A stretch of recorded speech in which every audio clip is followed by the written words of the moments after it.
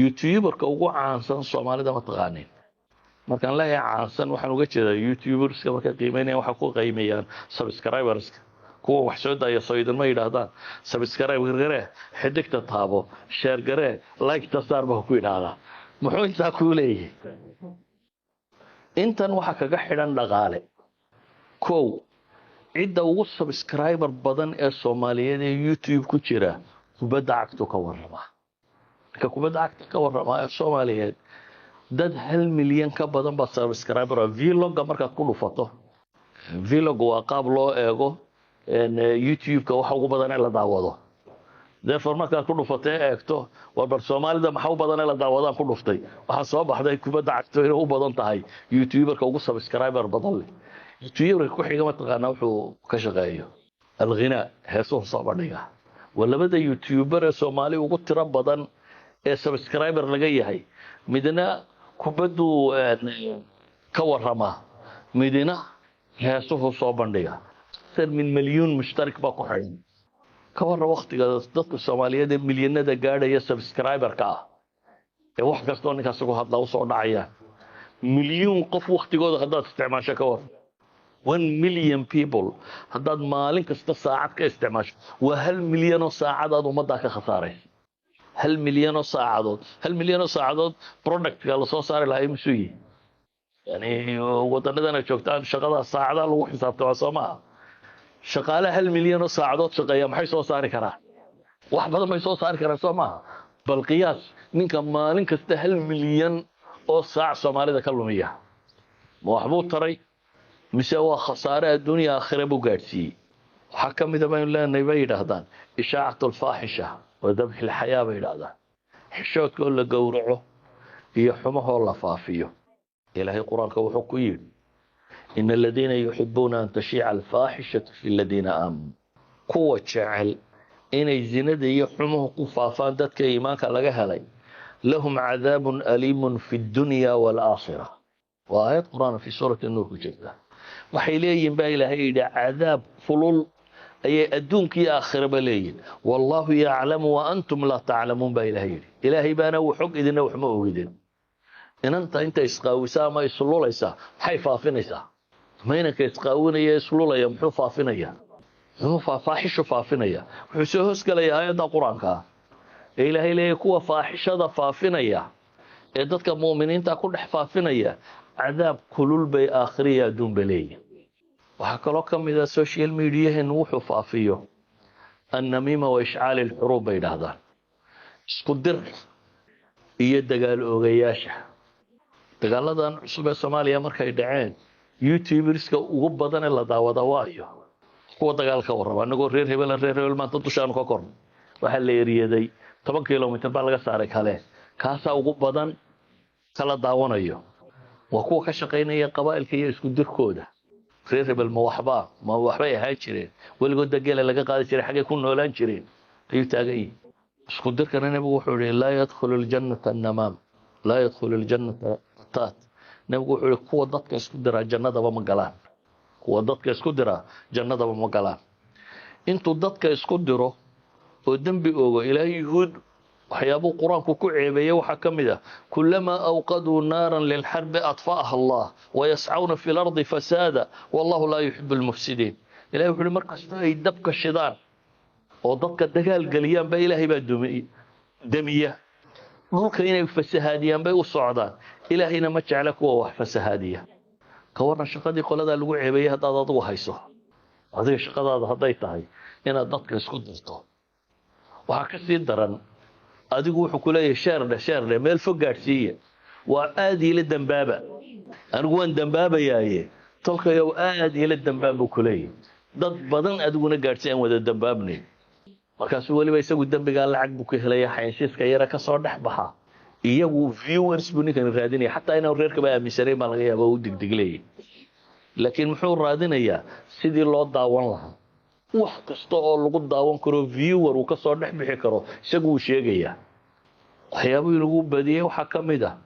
al-ghiba wal-buhtan wal-iftira beena abuur dadun been la soo taaganoo le heblaaya waxaan sameeyay hebel baa waxaan sameeyay dawladda kan sameeyay kuwan baa waxaan sameeyay beena isaga soo sameeyay Yurub dhex fadhiya markaasuu maalin walba waxa waddanka ka dhacay kaaga warramayaa markaasuu ka warramayaa everything kullu shay wuxuu dhamina wuxuu u badan yahay iftiraa been abuur uu sameeyey ama dhacdo meel ka dhacdayo isagoo aan hubin siduu doono uu sheegay amaba buhtaan uu ku talagalay inuu qofka kan shaarkiisa iska geeyo can qasdin buu ugu talagalay ninkaa siyaasiga ah haddaanan kaa dhooqaynin buu leeyahy bal wakaase reerku dib ha kuu doon markaasuu wax akhrinayaa xantaa la mid ah xantu waa maxay waa dikruka akh waa walaalka inaad ku sheegto wuxuu nacayo xataa hadduu yahay ma jecla in laga sheego asalku wuxuu ahaa satru cawrati lmuslimiin dadka muslimiinta ceebahooda inaad asturto nabigu wuxuu yihi qofka qof muslima ceebtiisa astura ilaahayna kurba min kurbaati yowma alqiyaama buu ka faydaa qofka qof muslima ceebtiisa astura ilaahayna isagu tiisa astura qofka dadka ceebahooda dabagala ilaahay isagana wuu fadeexeedayaa imsa aragteen mid dadka ka hadli jiruuna maalintii dambe isaga ku rogeen yani haddaad dadka ceebtoodun ka shaqayso adigana ilaahay subxaanahu watacaala ceebtaadu soo bandhigaya sida awgeed ama madax ha noqdaan ama mijo ha noqdaan dadka xantan lagu wado in laga daayo weeyaan been abuurkan lagu wado in laga daayo weeyaan hadduu isagu ka dayn waayey adigu ha u daawanin ama ha u faafinin like-na ha u saarin sheerna ha u samaynin subscribe-na ha ka noqonin adigu inta waayo wuxuu ku leeyahay anigu waan dambaabayaa lacag baan ku helaya adna ila dambow lacag la-aanna ku dambow adigu isagu xaaraantaasaabuu rabaa inuu urursado laakiin adigu xataa iyadoo xaaraantuna ku soo gelay baad maxay ayaa dambaabaysaa dhibta uu bahalkani leeyahay waxaa ka mid ah ma garanaysid man tatasilu bih qofkan aad la xidhiidhaysaa kuu yahay qofka wax baraya waa kuwe waxaa ka odhanaya nin hebel la yidhaha maqaalaado fiican soo qoro waxaan ka warrama haddaad arki lahayd kamaa toloteen qofkaa iyo siduu u nooliyiye wuxuu yahay inta badan qolyahan yurub iyo meelahan jooga nin noloshaba ka dhacay oo guriska la xidhan oo cayn qaato oo liita ayaa intaa wax qoraya kuwii soomaaliya jooga markaas leeyihin mid jarmalka joogo maqaalo fiican qora muxuu joogaa jarmalka waa noloshaba uu ka saaqaday qofkan maad garanaysid su-aasha isweydiinta le waxa weeyaan markaa man tatasilu bihi qofkan wax kuu sheegaya muxuu yihi waa kuma macallinkaagu waa qof haddaad taqaano aanad waxbaba ka dhegaysateen noocuu iyo qualitigiisa iyo siduu u noolyahay haddaad taqaano bahalkani wuxuu keenay bay yidhaahdaan waxay isweydiiyaan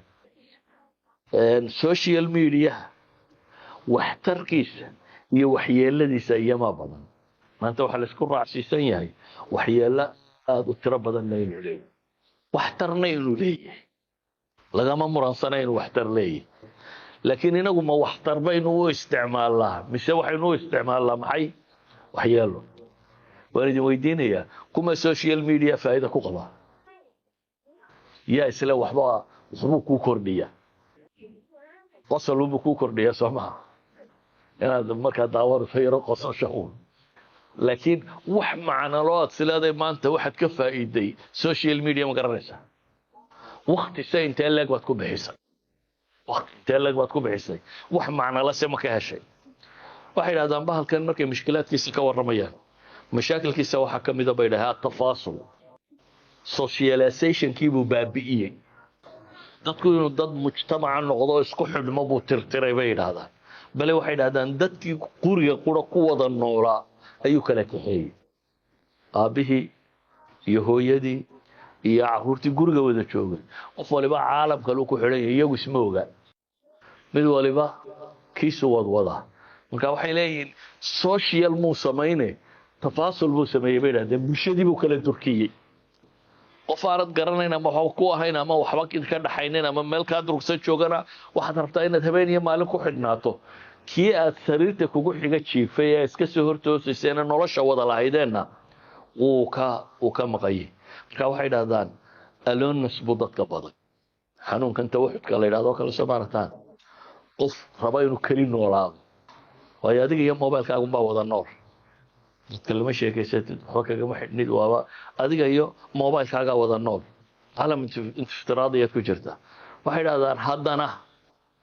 adigoo keliyoobay bay yidhaahdaan ayuu haddana dhib kala keenay oo ah khusuusiyaadkaagii oo dhanna wuu baabi'iyey wax kuu qarsoonina ma jiraan dadka maad arag selfie meeshuu istaagaba sawir buu iska qaadaya iminkana waxbaan cunayaa haddana suuqaan marayaa hadhowna tareen baan saaray yacni qofku khusuusiyaad male bay yidhaahdaan wixii uu qofku gaarka u lahaa ee noloshiisa gaarka ahaa cid waliba nolosheedii bay ka sheekaynaysaa qof waliba wuxuu qabto ka sheekay ilaa wax kale uu dhigama hayo saa daraaddeed wuxuu burburiyey bay leeyihiin qofka wax allaaliya wixii uu ahaa gaarkiisa ee qofka bini aadamka u asturnaan jiray wuxuu baabiyey bay yidhahdaan caadaadka ay ummaddu lahaayeen qofku dadka markuu la joogo u xishoonaya wax xun ma odhan karaysid iyadoo waayo waa lagula yaabaya waad ceeboobaysaa laakiin qol cidlaa markaad ku xidho miyaad ceeboobaysaa waxaad doontaa baad kaga hadlaysaa haddaan iimaan iyo wax kaloo ku celinaya aanay jirin awal social brasharka bulshada cadaadiskeedaad ka baqaysay oo dadka markaa isu timaadaan waad xishoonaysay waxaad ka baqaysay qiimahaaga dadnimeed dadka dhexdiisa inuu dhinto waayo qofku value buu leeyahy wuxuu ilaashadaa buu leeyahy qiimuu samaynaya qiimaha waad ilaashanaysay markaad dadka la joogtay laakiin inta badan le markay gaar u baxaan ee ay qol cidlaa isku xidhaan waxa luma bay yidhaahdaan caadaadkii ummaddu ay lahayd iyo taqaaliiddeedii oo dhan waa laga kacaa marka mid isqaawiya sida carruurta boodbooda mid waxaan macno lahayn sameeya mid kijadiisa birisku ku samaysanaya soo sawira qofba waxbuu iska sawiraa waxay yidhaahdeen wuxuu kaloo noqday wasaa'il lilmuraaqaba waltajasusi waltajniid bay yidhaahdaan oo wasiilooyinka ugu waaweyn ee la isku basaaso